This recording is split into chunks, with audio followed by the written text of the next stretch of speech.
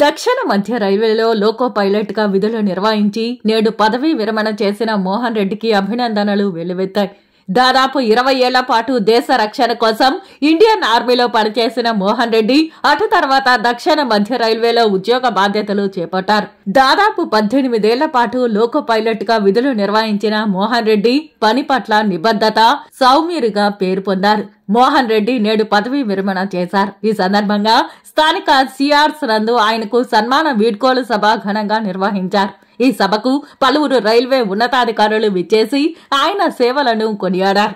స్థానిక రాయలసీమ రంగస్థలి చైర్మన్ గొండాల గోపీనాథ్ రెడ్డి ఆధ్వర్యంలో మోహన్ రెడ్డి దంపతులను ఘనంగా సత్కరించి ఆయన సేవలను కొనియాడారు. శ్రీ వెంకటేశ్వర స్వామి ఆశీస్సులతో శేష జీవితం సంతోషంగా గడపాలని ఆకాంక్షించారు.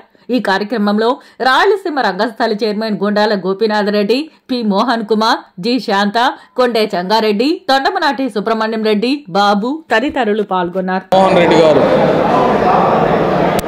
దక్షిణ మధ్య రైల్వేలో కో పైలట్గా పనిచేస్తూ ఈరోజు పదవీ విరమణ చేస్తున్నారు.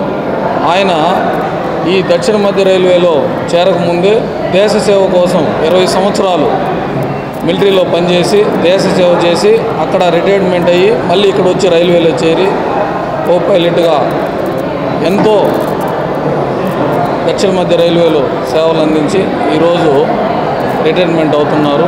ఆయనకు శేష జీవితం వెంకటేశ్వర స్వామి దివ్య ఆశీస్సులతో ఆయన కుటుంబ సభ్యులు, వారి పిల్లలు అందరూ సుఖ సంతోషాలతో ఆయన శేష జీవితం కొనసాగించాలని భగవంతుని కోరుతూ